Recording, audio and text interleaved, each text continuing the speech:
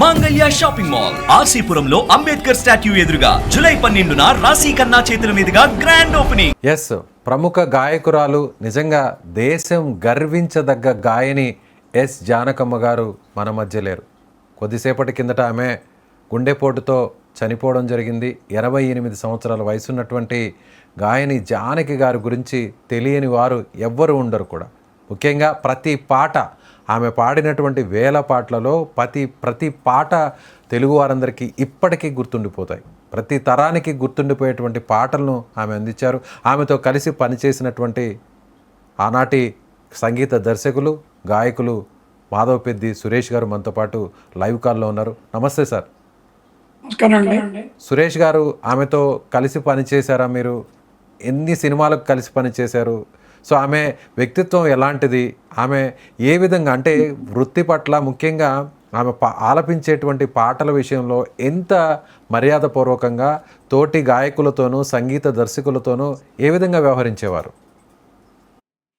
ఆవిడ సుమారుగా 76 ఏళ్ల నుంచి మాకు మా కుటుంబ సభ్యురాలు. ఆవిడ నాకు వరుసకి అక్కయ్య అవుతుంది. ఆవిడ ఎస్ జానకి గారు.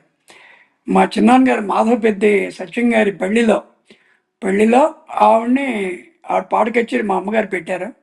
అక్కడి నుంచి మా కుటుంబం, మాకు ఒక అక్కయ్య, నాకు సొంత అక్కయ్యలు లేరు కాబట్టి ఆవిడే మా అక్కయ్య, అలాగే ఉండేవాళ్ళం మేము.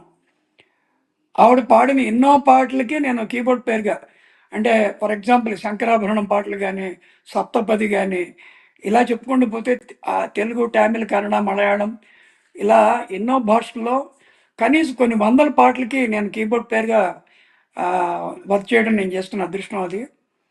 అలాగే నేను మ్యూజిక్ డైరెక్టర్ అయిన తర్వాత నా మొట్టమొదటి సినిమా హై హై నాయక నుంచి, హై హై నాయక, రంభా రాంబాబు, భార్గవ్, బృందావనం, భైరవద్వీపం, శ్రీకృష్ణార్జున విజయం, ఇలా ఎన్నో ఎన్నో సినిమాలకి ఆవిడ నా పాటలు పాడటం.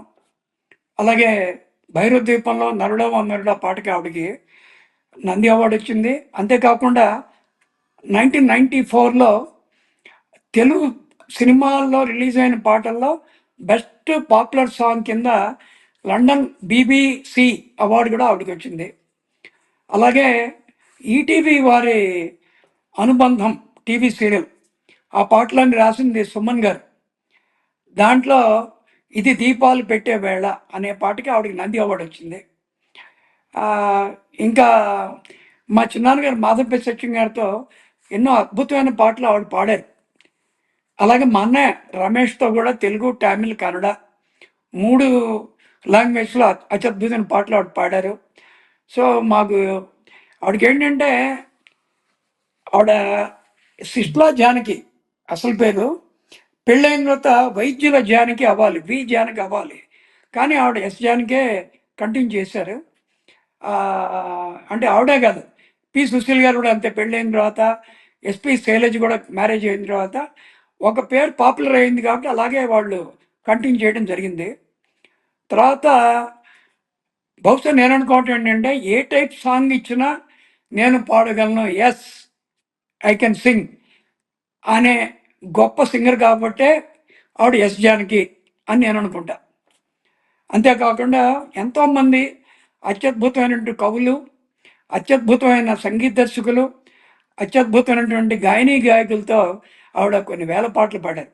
ముఖ్యంగా మగవాళ్లతో ఘంటసాల గారితో తక్కువ పాటలు పాడారు, కానీ పిబి శ్రీనివాస్ గారితో కన్నడంలో, తమిళ్లో చాలా అద్భుతమైన పాటలు పాడారు ఆవిడ. అవి వెరీ మెమరబుల్ సాంగ్స్. అలాగే ఎస్పి బాలసుబ్రహ్మణ్యం గారితో తెలుగు, తమిళ్, కన్నడలో చాలా బ్రహ్మాండమైన పాటలు పాడారు. తర్వాత మలయాళంలో యేసుదాస్ గారితో చాలా ఎన్నో ఎన్నో వందల పాటలు పాడారు ఆవిడ. ఇప్పటికి కూడా మలయాళంలోకి వెళ్తే ఆవిడ యేసుదాస్ గారు, జానకి గారు అంటే చాలా గ్రేట్ పెయిన్. అలాగే తెలుగులో ఎస్పి బాలసుబ్రహ్మణ్యం గారు, ఎస్ జానకి, వేటు సుందరరామూర్తి గారు, ఇళయరాజా గారు, గ్రేటెస్ట్ కాంబినేషన్. తర్వాత అలాగే కన్నడంలో కూడా పిబి శ్రీనివాస్ గారితో ఎన్నో మంచి పాటలు పాడారు. చాలా మంచి గాయనిమనే కాదు, ఆవిడ చాలా సహృదయాలు. ఆవిడ ఏ సింగరు ఎలా పాడినా సరే వాళ్ళని డిస్కరేజ్ చేసేది కాదు. బాగా పాడుతున్నావా, కాకపోతే ఇంకొంచెం ఈ మెళకువలు నేర్చుకోండి ఇంకా బాగుంటుంది అని ఎంకరేజ్ చేసేవాళ్ళు తప్పితే ఏనాడు ఏ సింగర్ని ఆవిడ డిస్కరేజ్ చేయలేదు, ఏనాడు చేయలేదు. తర్వాత ఆవిడ ఎంత మంచి మనసు అంటే ఆ, ఏదైనా ఎవరైనా ఇబ్బందుల్లో ఉన్నారంటే ఆవిడ చేతికి ఎముక లేకుండా ఎన్నోసార్లు సహాయం చేశారు. నాకు తెలుసు అది. మా ఇంట్లో ప్రతి ఫంక్షన్కి ఆవిడ ఉండేది. ఆవిడ మెడ్రాస్ నుంచి హైదరాబాద్ షిఫ్ట్ అయిన తర్వాత సుమారుగా 1 year 2 years ఎక్కువ నా దగ్గరే ఉండేది ఆవిడ. ఇక్కడ ఉన్న లోకల్ సింగర్స్ అందరినీ ఎక్కువ మంది నేనే పరిచయం చేశాను ఆవిడకి. ఆవిడ కెరీర్లో ఎంతమంది దగ్గర పాడినా కూడా ఒక 50% అత్యద్భుతమైన పాటలు ఆవిడ చేత పాడించుకున్నాయి కొన్న మ్యూజిక్ డైరెక్టర్ ఇళయరాజా గారు. ఇళయరాజా గారికి అటు బాలసుబ్రహ్మణ్యం గారు పోవటం, వేటు సుందరరామూర్తి గారు పోవటం, జానకి గారు పోవటం అనేది ఆయన జీవితంలో తీరని లోటు. ఆయన మనసులో ఎంత బాధపడతారో నేను ఊహించుకోగలను. ప్రస్తుతం ఆయన ఇండియాలో లేరు. ఆవిడకి ఇటీవల 2 ఏళ్ల లోపల ఫస్ట్ వాళ్ళ మనవరాలు చనిపోయింది. 2 మనవరాళ్ళు ఆవిడకి. పెద్దమ్మాయి వచ్చి అమృతవర్షిణి. కుటుంబ నేపథ్యం చెప్పగలరా సురేష్ గారు? ఏమండి, కుటుంబ నేపథ్యాన్ని ఒకసారి చెప్పగలరా జానకి గారి గురించి? అదే చెప్తున్నాను. ఆవిడకి బ్రదర్స్ లేరు, 5 మంది అక్క చెల్లెళ్ళు. పెద్ద ఆవిడ ఇప్పుడు ఉన్నారు ఆవిడ పేరు రాధ గారు. ఆవిడ 90 years ఎబో. ఆవిడ చక్కగా పాడుతుంది. వాళ్ళ అబ్బాయి మూర్తి డాక్టర్, ప్రస్తుతం ఇప్పుడు మన మైసూరు వెళ్తున్నాడు తను. తర్వాత అంటే మొత్తం 5 మంది అక్క చెల్లెళ్ళు. వాళ్ళలో ఒక అక్కయ్య, ఒక చెల్లెలు కొడుకే గరిమెళ్ళ బాలకృష్ణ ప్రసాద్ గారు, అత్యద్భుతమైన గాయకుడు. ఆయన 1 year లోపల ఆయన చనిపోవడం జరిగింది. అంతకుముందు ఆవిడ పెద్ద మనవరాలు, అమ్మాయి పేరు అమృతవర్షిణి. అమెరికాలో ఒక ఫైర్ యాక్సిడెంట్ అమ్మాయి చనిపోయింది, బార్బిక్యూ దగ్గర చీరకు నిప్పంటుకుని. తర్వాత ఇటీవల వాళ్ళ అబ్బాయి చనిపోవడం. ఈ 3 దెబ్బలతో ఆవిడ బాగా కూలిపోయింది. ఏంటి, ఎటువంటి వాళ్ళకైనా అంత కష్టం రాకూడదు, భగవంతుడు అది వచ్చింది. అది కాకుండా ఆవిడకి 50 ఏళ్ల నుంచి ఆవిడకి కొంచెం ఆస్మా పేషెంట్. సో దాంతో ఏంటంటే ఈ దెబ్బలు తినడం, దీనివల్ల ఆవిడకి ఉన్నట్టుండి హార్ట్ అటాక్ రావడం, అప్పల్ హాస్పిటల్లో చేర్చడం, 7:30కి ఇలా ఆవిడ చనిపోవడం. ఎవరైనా ఎప్పుడైనా వెళ్ళాల్సిందే. కానీ ఆవిడ ఉన్నా లేకపోయినా కొన్ని కోట్ల మంది హృదయాలకు మాత్రం సుస్థిరమైన స్థానం ఏర్పరచుకున్నారు ఆవిడ. ముఖ్యంగా సుశీల గారి తీరం లోటు. సుశీల గారు, జానకి గారు అక్క చెల్లెల కన్నా ఎక్కువ ఉండేవాళ్ళు వాళ్ళిద్దరు. ఆవిడకి చాలా దెబ్బ అనమాట. సో ఇంతకన్నా నేను ఏం చెప్పగలను ఆవిడ గురించి. సురేష్ గారు, ఆమె చాలా వ్యక్తిత్వం కూడా చాలా గొప్పదంటారు. సో అందరితో కూడా చాలా కలివిడిగా ఉండే మనస్తత్వం ఉన్నటువంటి ఒక గొప్ప గాయకురాలు అంటారు. జానకి గారు ఆమె చిన్నతనం నుంచి సంగీతం పట్ల ఏ విధంగా మక్కువ చూపేవారు, సో ఆమె ఏ విధంగా అసలు గాయకురాలుగా మారారు, ఆ నేపథ్యం ఒకసారి వివరిస్తారా? ఆవిడకి ఏంటంటే చిన్నప్పటి నుంచి లతా మంగేష్కర్ గారు అంటే చాలా పిచ్చి. ఆవిడ పాటలే ఎక్కువ పాడుతుండేవారు ఆవిడ. అంటే మాకన్నా పెద్దవాడు కాబట్టి ఈ విషయాలను మా అమ్మగారు చెప్పేది. తర్వాత జానకి గారు నేను చాలా క్లోజ్ కాబట్టి నాతో అన్ని విషయాలు పంచుకునేది ఆవిడ. ఆవిడకి ఇష్టమైన గాయనిమణి లతా మంగేష్కర్. ఎన్నో అత్యద్భుతమైన హిందీ సాంగ్స్ పాడేది ఆవిడ. తర్వాత ఆవిడకి ఫన్ డాక్టర్ చంద్రశేఖర్ గారిని ఆయన వాళ్ళ షోస్లో ఈవిడ ఎంకరేజ్ చేసేవారు. అప్పుడు వాళ్ళ అబ్బాయితో పరిచయం ఏర్పడి ఆ పరిచయం కాస్త ప్రేమగా అయ్యి రాము గారిని మ్యారేజ్ చేసుకుంది ఆవిడ. పేర్లు కూడా చక్కగా రాము, జానకి. ఇద్దరు మేడ్ ఫర్ ఈచ్ అదర్. రాము గారు పోవటమే ఆవిడకి మొట్టమొదటి దెబ్బ జీవితంలో. అక్కడి నుంచి ఆవిడకి ఏంటంటే డౌన్ టు ఎర్త్, చాలా సాదాగా ఉండేది.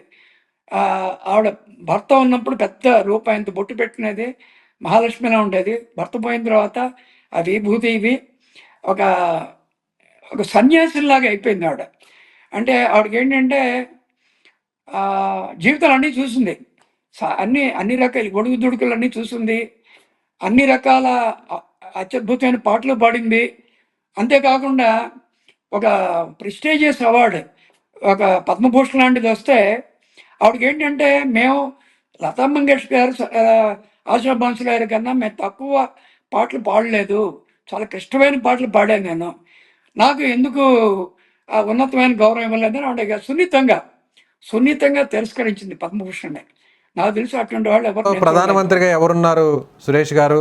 సో అప్పట్లో అంటే నిజంగా రాష్ట్రపతి చేతుల మీదుగా, ప్రెసిడెంట్ ఆఫ్ ఇండియా చేతుల మీదుగా అవార్డు తీసుకోవడం అనేది ఎవరైనా కూడా ఒక గొప్ప గౌరవంగా భావిస్తారు. అలాంటిది జానకమ్మ గారు సున్నితంగా తిరస్కరించడానికి, అంటే దక్షిణ భారతదేశంలో ఉన్నటువంటి కళాకారుల పట్ల, గాయకుల పట్ల కాస్త నిర్లక్ష్యంగా వ్యవహరించారనేది ఆమె బాధ అనుకోవచ్చా?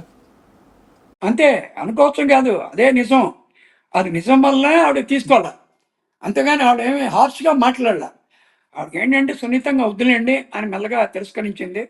అంతేకాకుండా ఆవిడ ఆ, ఆవిడ చేతికి ఎముక లేదు దానాలకి. ఎన్ని దానాలు చేసేదో నాకు తెలుసు. అలాగే పేర్లు చెప్పకపోయినా కూడా ఎవరికీ తెలియని కొన్ని విషయాల్ని ఈ సందర్భంగా సుమన్ టీవీతో పంచుకోగలరా? ఆమె గొప్పతనాన్ని చాటే కొన్ని విషయాల్ని. ఆవిడ గొప్పతనం అంటే ఎన్నని చెప్పాలి? ఒకటి రెండు అంటే అది పెద్ద మెగా సీరియల్ అవుతుంది. గొప్పతనం అంటే ఏంటి చెప్పాను కదా. అప్కమింగ్ సింగర్స్ని, అంటే పెద్ద సింగర్స్తో పాడినా, అప్కమింగ్ సింగర్స్తో పాడినా కూడా ఆవిడ వాళ్ళని ఎంకరేజ్ చేస్తూ అత్యద్భుతంగా వాళ్ళకి ఒక తోడ్పాటు ఇచ్చి పాడిన సింగర్ ఆవిడ. ఆ విషయంలో నో సెకండ్ థాట్. అలాగే మా అన్నయ్య మాధవపతి రమేష్ని అమెరికా, సింగపూర్ లాంటి ఎన్నో కంట్రీస్ తీసుకెళ్ళేది. వాళ్ళిద్దరు కలిసి స్టేజ్ మీద ఉంటే 100 మంది పెట్టు, అంత బాగా ఎంకరేజ్ చేసి వాళ్ళిద్దరు ప్రోగ్రామ్స్ చేసేవాళ్ళు. అంతేకాదు, నా మొట్టమొదటి పాట ఇది సరిగమలు ఎరుగని రాగము, జంజాల సినిమా, అక్కడి నుంచి తీసుకుంటే నేను అప్కమింగ్ మ్యూజిక్ డైరెక్టర్ కదా అనేది ఆవిడకి లేదు. ఆవిడ ఇళయరాజా గారైనా ఒకటే, మాధవపతి సురేష్ అయినా ఒకటే, అప్కమింగ్ సింగర్ అయినా, అప్కమింగ్ మ్యూజిక్ డైరెక్టర్ అయినా ఒకటే. ఆ పాటకి న్యాయం చేకూర్చాలి, అదే ఆవిడలో తపన. అంతేకాకుండా ఆవిడ ఆవిడ ఇంత ఆస్మా పేషెంట్ ఇన్ని వేల పాటలు పాడటం అనేది నాకు తెలిసి అది వరల్డ్ రికార్డ్. ఇంతవరకు అటువంటి ఆస్మా పేషెంట్ మామూలు పాటలు కాదు, ఆవిడ ఎక్కడ బ్రీత్ తీసుకునేదో, ఎక్కడ బ్రీత్ అనేది ఒక పెద్ద ప్రశ్నార్థకం. ఇప్పుడు వచ్చే గాయని వాళ్ళు చాలామందికి ఎక్కడ బ్రీత్ తీసుకోవాలి అనేది ఇప్పటికి కూడా చాలామంది తెలియదు. కానీ ఆవిడ కానీ, సుశీల్ గారు కానీ, ఘంటసాల గారు కానీ, పిపి శ్రీనివాస్ గారు, ఎస్పి బాలసుబ్రహ్మణ్యం గారు, వీళ్ళందరికీ అసలు బ్రీత్ ఎక్కడ తీసుకున్నా కూడా మాకు తెలియదు మాకు. అటువంటి గొప్ప వాళ్ళ దగ్గర నేర్చుకోవాల్సిన విషయాలు ఎన్నో ఉన్నాయి ఇప్పుడు వచ్చిన గాయని గాయకులు. అందుకనే నేను ఇప్పుడు వచ్చే గాయని గాయకులు చాలామందిని ఆవిడని పరిచయం చేయడం జరిగింది. ఆవిడతో చాలా ర్యాపో ఉండేట్టుగా నేను వాళ్ళని తీసుకెళ్ళాలి, అందరికీ తెలిసిన విషయమే. ఎన్నో గొప్ప గొప్ప గుణాలు. చెప్పాను కదా, ఎవరిని కించపరిచేట్టుగా మాట్లాడదు ఆవిడ. ప్రతి ఎన్నో ఆవిడ పాడిన 2 పాటలు చాలా గొప్ప పాటలు. ముఖ్యంగా ఆవిడ కన్నడలో పాడారు ఒక పాట. ఆ పాటకి ఎల్ వైద్యనాథన్ గారు మ్యూజిక్ డైరెక్టర్. అది ఆరోహణలో ఒక రాగం, అవరోహణలో ఒక రాగం అనమాట. అంటే వెళ్ళేటప్పుడు తోడి, వచ్చేప్పుడు అభోగి రాగం. ఈ 2 రాగాల్లో ఆవిడ పాడిన పాట అనన్య సామాన్యం. ఆ పాటని ఇప్పుడు ప్రస్తుతం పాడుతున్న వాళ్ళలో కల్పన అండ్ శ్రీనిధి అద్భుతంగా పాడతారు ఆ పాటని. దాని తర్వాత నీలీల పాడదేవా, మురిపించే మౌలు. ఈ 2 పాటలు బహుశా ఇండియాలో ఉన్న ఏ సింగర్ అంత అద్భుతంగా పాడలేరని నేను అనుకుంటున్నాను. థ్యాంక్ యూ సురేష్ గారు. నిజంగా జానకి గారి గురించి అనేక గొప్ప విషయాల్ని సుమన్ టీవీతో పంచుకున్నారు. నిజంగా ఒక్కొక్క మాట మీరు చెప్తుంటే ఆమె గొప్పతనం గురించి, ఆమె వ్యక్తిత్వం గురించి, ఆమె సహాయం చేసేటువంటి ఆ మనస్తత్వం గురించి చెప్తుంటే నిజంగా అందరూ కూడా ఆశ్చర్యపడుతున్నారు. అంటే తెర వెనుక నిజంగా ఆమె గాత్రం, ఆమె పాడే పాటలు ఎంత గొప్ప విషయమో, అలాగే అదే తెర వెనుక ఆమెకున్నటువంటి ఆ వ్యక్తిత్వం కూడా ఎంత గొప్పదో కూడా మీరు చెప్తున్న దాన్ని బట్టి అర్థమవుతుంది. జానకి గారు, జానకమ్మ గారు మన మధ్య లేనప్పటికీ కూడా ఆమె అందించినటువంటి గాత్రం, ఆ పాటలు చిరస్థాయిగా మొత్తం ఈ ప్రపంచం ఉన్నంత కాలం కూడా నిలిచిపోతాయని మనస్ఫూర్తిగా తెలపవచ్చు. థ్యాంక్ యూ అండి. Thank you so much Suresh గారు. అంతేకాదు ఆవిడకి ధీటుగా పాడే సింగర్ నాకు తెలిసి ఇండియాలో ఎవరు లేరు. రైట్, గ్రేట్ నో అండి. Second thought. Thank you Suresh గారు, ఈ టైంలో లైవ్లో జాయిన్ అయినందుకు thank you so much. So ఇది ప్రముఖ సంగీత దర్శకులు, గాయకులు, అలాగే జానకమ్మ గారికి సోదరుడు వరుస అయినటువంటి మాధవపెద్ది సురేష్ గారు ఆమె గొప్పతనం గురించి చెప్తుంటే ఒక్కొక్క మాట కూడా నిజంగా జానకమ్మ గారి గొప్పతనాన్ని చాటుతుంది. సో మీకేమనిపిస్తుంది జానకమ్మ గారి గురించి, ఆమె ఆలపించినటువంటి పాటల గురించి?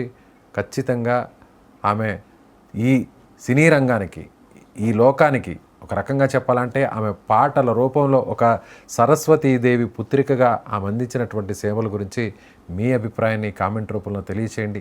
మీకు ఇష్టమైనటువంటి ఒక పాటను, జానకమ్మ గారు పాడినటువంటి పాటను సో ఒక్కసారిగా కామెంట్ బాక్స్లో తెలియజేసి ఆమెకు మీ వంతుగా ఒక ఘనమైనటువంటి నివాళిని అందించండి. సుమన్ టీవీలో మీ పర్సనల్ అండ్ బిజినెస్ ప్రమోషన్స్ కోసం కింది నెంబర్కి కాంటాక్ట్ చేయండి.